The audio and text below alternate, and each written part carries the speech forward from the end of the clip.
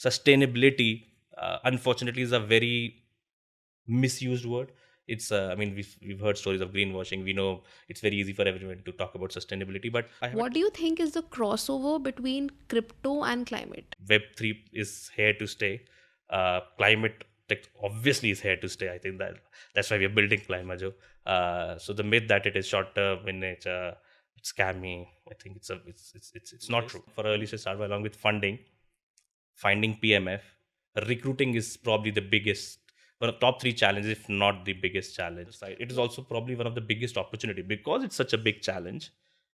The kind of jobs that will come in, the kind of role that you can play in, from a financial perspective, if not impact perspective, is going to be immense. Do you feel that the gap between what we do and what we get for any climate action is really huge? To address that gap, we have ClimaJO. Welcome to another amazing episode of the Climapreneur-EP56. On today's episode, we are speaking with Ankit, the founder and CEO of ClimaJO. At ClimaJO, they are building a platform that brings together vital ingredients to help people act on climate change. Tune in to enjoy the entire conversation. While you do that, please do not forget to hit the subscribe button.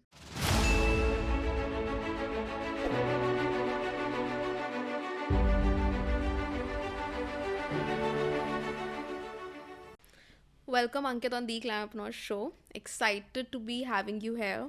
And one of the reasons also that because you're building a very interesting platform, you're actually rewarding sustainability. Thanks for having me, Shweta. Very excited to have this conversation.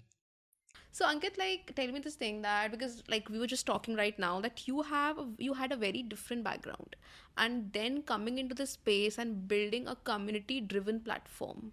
So how did that happen? Why did you choose to come into this space? Oh, that's a very good question, Shweta.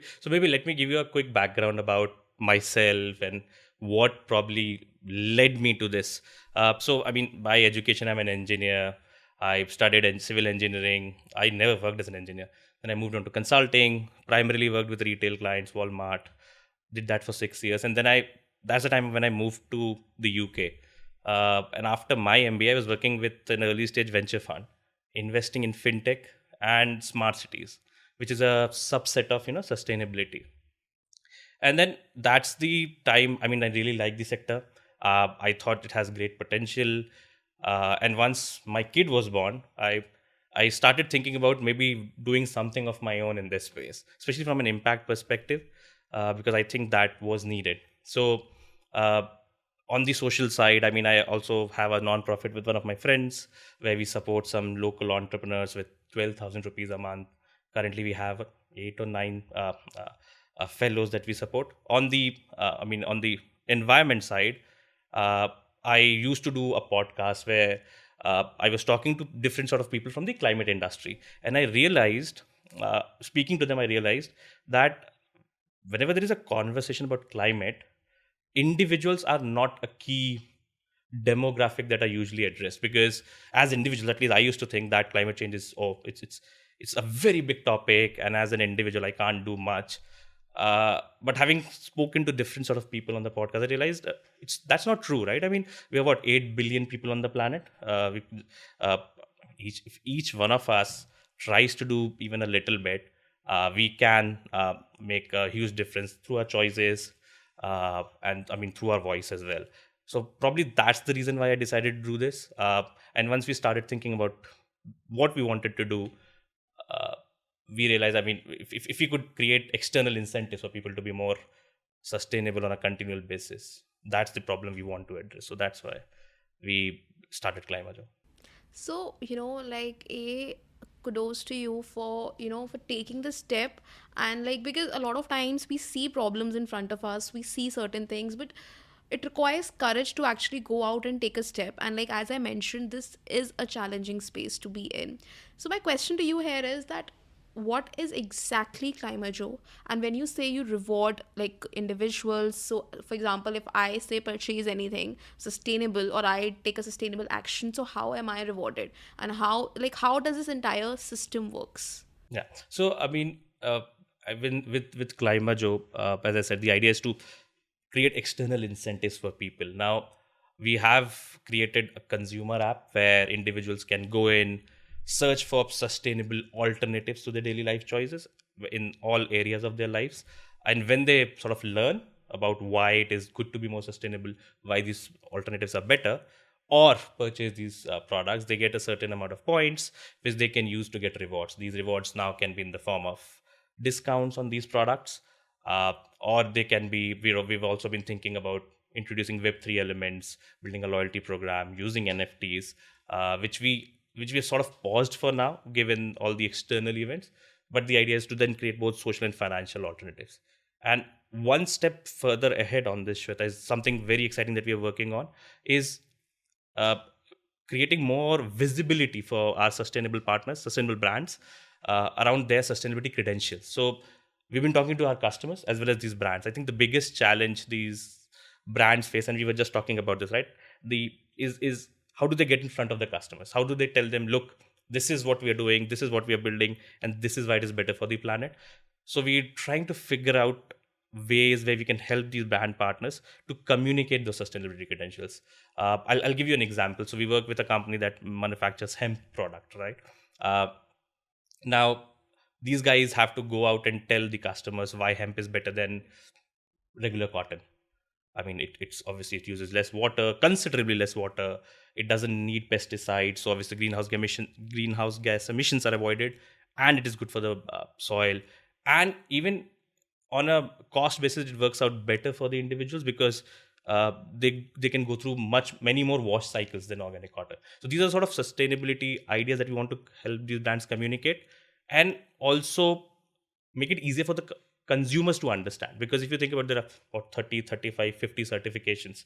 As an individual, I honestly, I care enough to read about these 35 certifications? Probably not. So we want to make it easier for consumers to understand, have a look, and oh, right, this is a better product. So that's what we're doing at ClimaJO.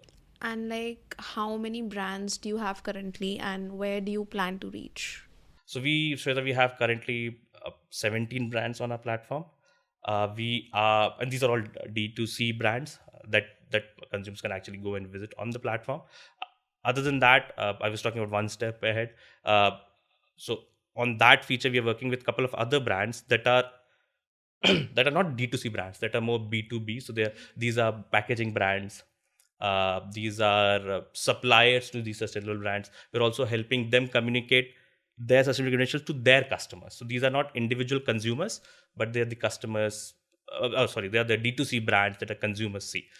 So all in all, we are working with about 20, 21 partners. Obviously, the idea is to grow this at least 5x in the next 6 months, both on the consumer side as well as on the B2B side. And how do you like see the profits coming? Like, are you profitable at the moment? No, we are not profitable And at the moment. my question is that how do you see the profits coming in? Like, how do you plan the business model around it? So that's a good question, Shweta. And that's not a and as you refer to, this is a difficult space to operate in. And like any consumer business, it's a I mean it's a slow start. But for the business model primarily centers around two pillars. On the consumer side, for every transaction that happens, there's a percentage fee that we charge. On the B2B side, we are making money on the sustainability credentials bit that I mentioned. So these are ClimaJO standards that brands can use. And then we have we also charge money when there are certain API calls where they want to show these credentials to their customers, either at POS or on their own website, which is point of sale, or on their website. And like, I also want to ask here that, for example, say if I have to purchase something from, say, 17 brands that are on your portal, so what do? I go to your app, and that is how I make the purchase, or like, for example, I can order from the brand's website and like I'll be rewarded. So currently the first option is working. So you have to go onto the ClimaJO platform, of the brands, and then you can make the purchase on the brand's website. We're also working towards helping consumers earn rewards the other way around. So if you buy on one of our partner brands, you also get rewards. So we are working on the technology integration on that. And how are you making sure that that ClimaJO is visible to the end consumer? Because it's a good initiative. What you're doing is good, but like what sort of marketing strategies you feel would be required or that you're actually pursuing to reach out to the end consumer? Oh, that's a great question, Shweta. And we have very heated discussions inside the company on what is the best way. So obviously, I mean, we deploy all social media strategies. We are present everywhere in terms of social media. We also run a series called Humans of Climate Action, where you were also yes, where we want to share stories of people who are doing incredible work in the climate space. So the idea is to create a community where we can help each other build a more sustainable India. So that's one of the things that we are doing. The other things we're doing is we're also partnering with packaging companies where we can reach a large number of customers through the packaging bit itself. And then we are incentivizing the consumer or the actual customers of these packaging units to take action on the packaging printing that we are doing. So the aim is to reach to about 30 lakh customers every month. So that's the push we're currently working towards. And is there, like, I see that you have a lot on your plate, like, you have like a lot of things planned that this needs to be done. So, like, internally, does that, like, what's going on inside you? That's a good. I think as a early stage founder, especially in the current environment where funding is uh, is not as Are you abundant. funded, by the way? Yes, we are. I mean, we did a angel round Okay. earlier, 4 months back. So we raised a little bit amount of money. We are currently thinking of going back to the VCs and raising another seed round. Um, but as an early stage founder, I think it's prioritization is the biggest thing, right? And you mentioned it, I mean, very nicely, because we want to do 100 things as a small team in its early infancy. We have to prioritize on the initiatives that gives us the best ROI, either in terms of customer reach, either in terms of financial returns also. So I think most of my day and my co-founder, I think, goes in prioritizing what we want to do for the next 15 days, for the next month, for the next 3 months.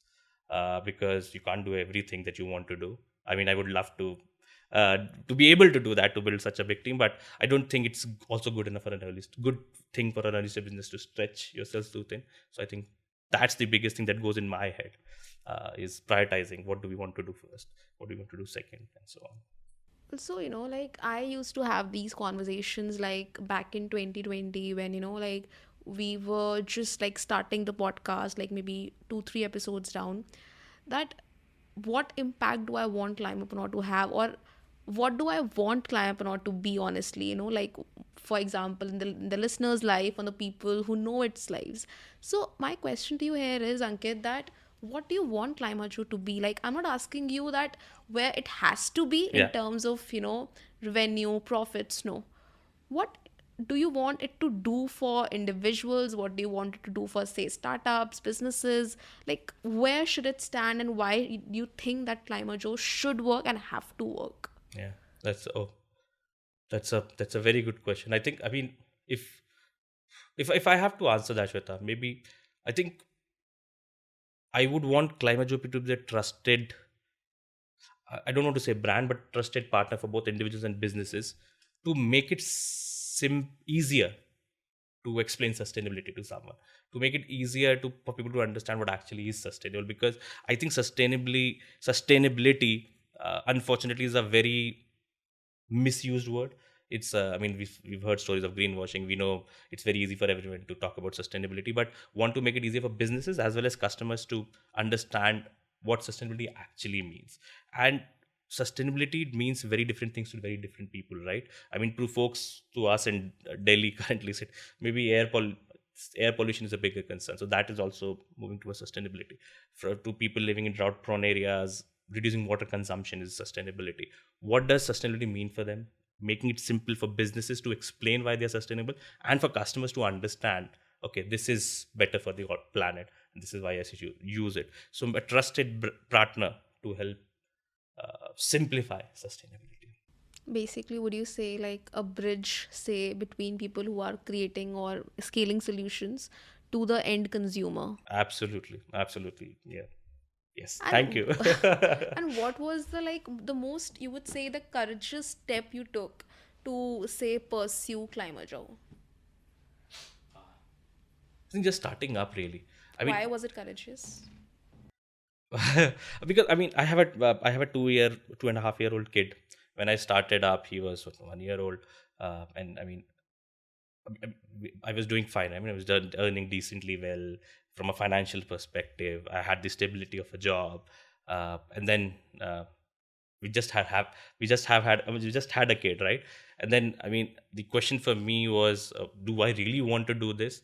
And before starting, actually, I mean, I started marinated it for like 2-3 months of actually is this a good idea to do this at this point in life? COVID is just getting better. uh, Lives are getting back to normal, and you were sort of deciding on a path that is uncertain. So I think that for me personally was the most courageous step, because after you are in it, I mean, then then it becomes easier, I think. And then I mean, obviously I've got a great team now, great co-founder, great team. Then it becomes, at least it has become slightly easier for me. Obviously it's a constant, it's constant work, but I think that for me was the most courageous step to actually start. And like, what were, for example, the thoughts of people around you, or are still are, when they listen to what you want to do? That's a good question. I think I've got very supportive group of people around me. My wife is incredibly supportive, and I think she she did the final push for me, because when I was constantly debating, she said it's okay. I mean, you should, if you want to do it, you should do it. And I mean, she's very supportive even now. Even my parents, although I mean, they come from a different world. I grew up in a very small city.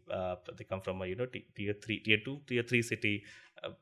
Always services, and that to sarkari services, so government services. So for them it was a new thing, but yeah, I mean, they've always been supportive, so that's been a good thing. And also, you touched upon the team element, and like, what did it take to build the right team, and why do you think the team that you have right now is the right team for ClimaJO, or for the impact that you guys want to achieve collectively? Yeah, that's a. I mean, I think team building probably, at least I learned it. I'm learning it. I think along for early start along with funding, finding PMF, recruiting is probably the biggest, one of top three challenges, if not the biggest challenge.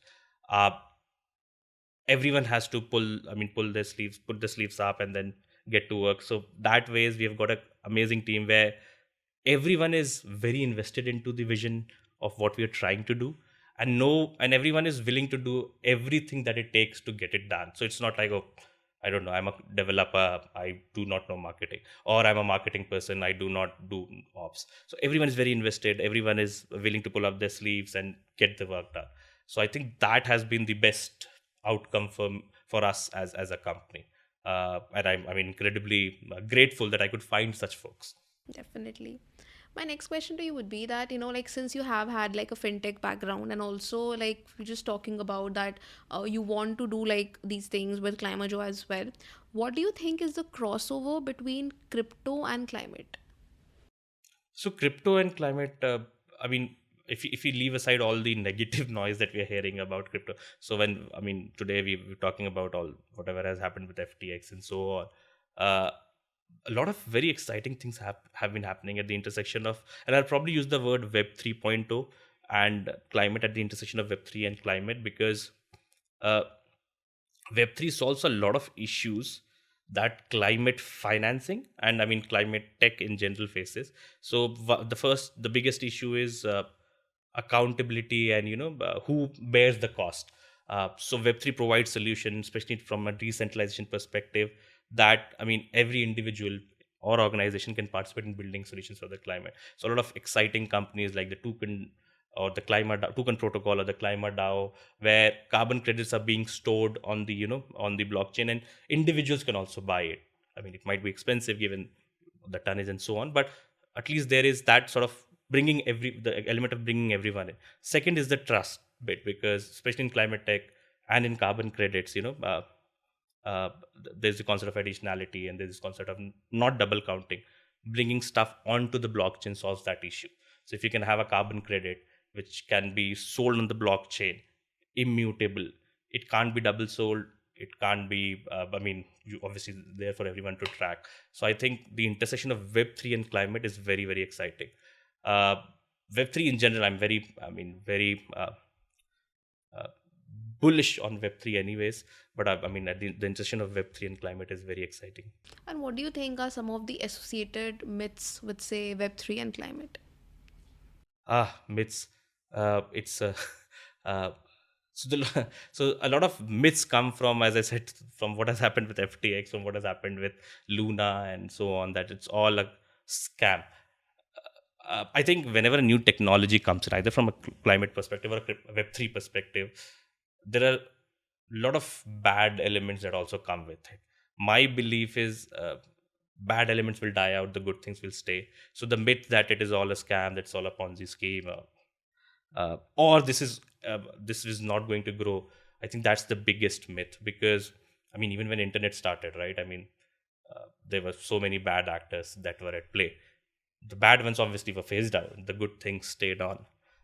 So I think Web3 is here to stay. Climate tech obviously is here to stay. I think that's why we're building ClimaJO. So the myth that it is short term in nature, it's scammy. I think it's not true. And what does, say, the intersection between Web 3.0 and ClimaJO looks like to you? So one of the things, as I was mentioning, is from a NFT reward perspective. So when people earn these points, they're able to get uh, uh, either buy or bid for NFTs that are used then for conservation projects. So we working with a couple of non-profit organizations that are working on both nature-based solutions, which is afforestation and so on, as well as other um, conservation solutions, where using those NFTs can give individuals the chance to contribute to these projects. And because it is on a blockchain, it is easy for every individual to track what is happening, to be sure of its authenticity, and I mean, just be involved in the process. Like, do you feel excited? Like, this sounds like interesting and exciting, like how it's going to turn out to be. Like, it's such, like, it's really an exciting and interesting space to be in. I definitely understand that there is risk associated with it, and we have been like hearing both the sides of the story, but it's exciting to see that what's gonna turn up. Also, like, I like see you mentioning a lot about climate tech and how climate tech is an opportunity for anyone who is wanting to, say, make it big into the space. So, like, why do you think that climate tech is that opportunity for anyone who wants to, say, make it big in the impact space? Hmm.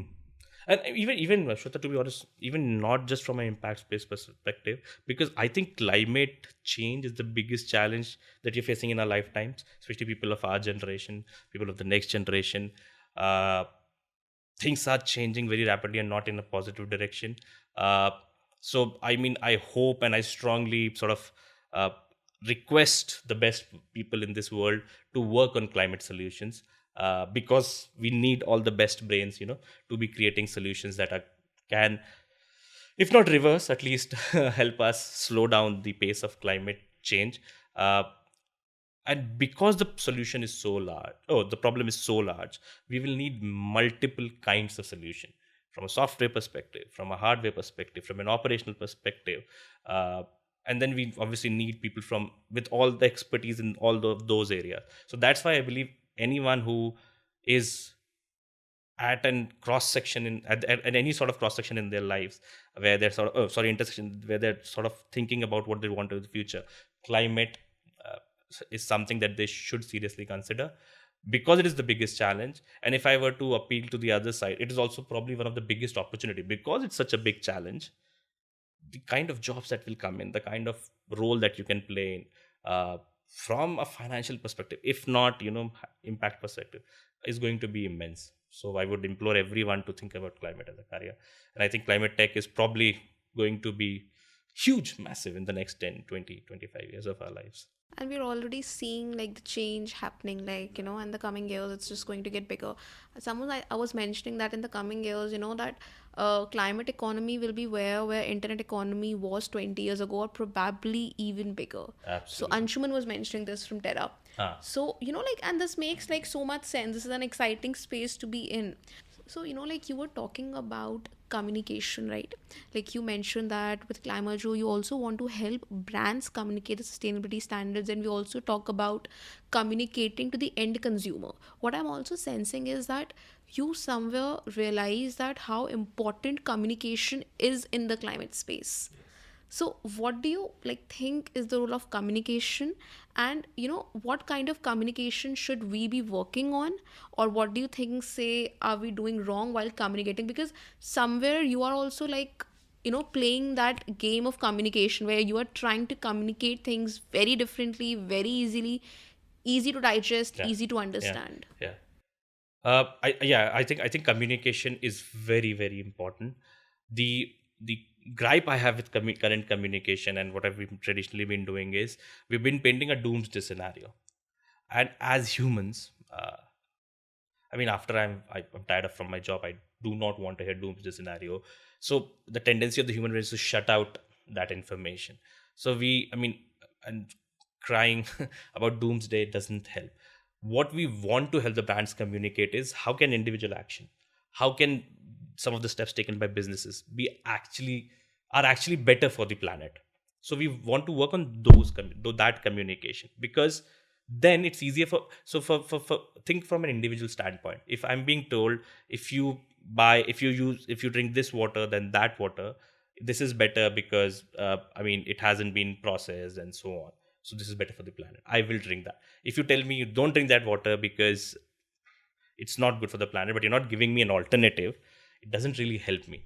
So we want to be able to communicate in a way which is obviously give people an alternative, tells them why it is uh, uh, uh, needed and how it is better, uh, and finally help them, probably give them enough confidence that the information they're getting is actually true. It's not just greenwashing, it's actually the things that the product that they're buying, they're consuming, they're actually sustainable. Because as human beings, we can't really comprehend the difference, right? I talked about hemp, right? Now let me take a different example. If I talk about plastic, and plastic is a big issue, right? Government has banned plastic in India, but even then people want to use plastic. But if you can tell them, look, uh, if we can show them, I'm simplifying it a lot, but if we can show them images of plastic in the ocean, in the ocean bed, talk to them about maybe the fish that they're eating ingesting the plastic, how it's not good for the marine environment, then we should be able to this is a strong belief, we should be able to change the behavior. Because talking about doomsday doesn't help anyone. uh, Giving them an alternative, building trust, give and telling them if that their actions do matter, if they do this, it will get better. I think those are the three things that we want to focus on in communication. And like it will take time and patience, definitely, because like we are talking about changing a mindset, or like actually what do you call, nudging people towards that mindset. So like do you feel impatient sometimes about the pace of things? Like I used to be like very impatient, like sometimes I still am. So like do you sometimes experience that impatience? Every single day, which is probably not good for my no, but I think yes, that's a very valid question. Yeah, see, there are days when you think that we could do so much better. When I say we, as in I mean humanity as individuals. But some days then you realize, yes, it does take time, so you have to be patient. You have to tell people the importance. And then I talked about individuals, right? If I talk about from a business perspective, if you can also help them understand, this is also good for the business in the long term, and businesses are increasingly coming to that realization, right? So then it's a faster process. But yes, to answer in short, yes, that is something that we struggle with. But we then try to figure out what is the right way to communicate this, not from a ClimaJO perspective, but to our stakeholders as well. And what are some other challenges that you are facing currently? Ah, I think the biggest challenge is explaining to both the businesses and the consumers that sustainability does not necessarily mean more expensive, does not necessarily mean just impact. uh, so the biggest challenge is to communicate to the our stakeholders that being sustainable does not have to be, I don't know, non-profit, or it can be actually be a business. So that's the communication element. It is increasingly becoming common in India. It is increasingly become common globally. But that's also something sometimes people who do not probably appreciate it so much. That's the biggest challenge for us. Like, why do you think like it's a challenge to say convince specifically the stakeholders, like the business partners? So, I mean, see, the good thing is all of the stakeholders that we work with do have a sustainable bent. I mean, are actually thinking about sustainability because of one of the stakeholders, investors, government, customers, or their internal employees. But then there are, even within one businesses, there are more than one stakeholder, right? So sometimes we do face issues where not all the stakeholders are completely appreciate the extent of the action that they can take, and how taking that action is actually good for the business. So that's why it's a challenge. But the change is rapid. One of the best things is it's changing very, very rapidly, because we're seeing the effects of climate change, right? I mean, what we had rains in Delhi in September, not earlier like usual. In UK, where I am currently, we reached temperature 40 degree for the first time uh, ever recorded in history. So I mean, we are increasingly coming to the realization, and now it's also becoming part of business. So that's one of the best things. And I want to ask you this question here, that what USP does ClimaJO as a platform provide? Like, say, why would, if I'm a brand, I'm a sustainable business, why should I choose ClimaJO and say not any other not like in the way that not any other, but like what is a USP that you provide? Like, why should, say, businesses, or if there are any startups or brands listening to us right now, should come at ClimaJO? Like, what are the benefits there for them? So the biggest benefit is helping simplify the sustainability credentials, because our set of users are already people who are exploring And sustainability. what's like the user, what do you call, demographics, or say the user, what do you call it, numbers? So numbers is, it's still something that I wouldn't want to discuss here. In terms of demographics, they are mostly young folks, so which is a good thing, because we are very happy that the coming generation is actually thinking about it. uh, but for the brands, it's good because they get a direct set of people who are actually thinking about sustainability. They're actually actively exploring, and we then, through our technology tools, make it easier for these brands to communicate why they're doing is better than the alternative, so that they don't have to hire internally, they don't have to go through manual processes. So their cost base also reduces and their revenue also increases. Sounds like, I feel that it's a very interesting space, and it's going to, like, I'm excited to see that how it's going to like scale and go even further, because you're solving on both the sides, on the consumer side and on the business side as well. So that's pretty interesting. And thank you, Ankit, thank you for being with us here today. Like, it was like lovely to chat with you, and all the best. Like, I really hope that whatever dreams you have for ClimaJO, it comes true, and like we see so many brands and a good large set of consumers on ClimaJO. Thank you so much. That's very kind, and thank you so much for having me. It was, as I said, I've been like, really excited since we first spoke, and very happy to be here. Thanks for having me. Thank you so much. Thank you.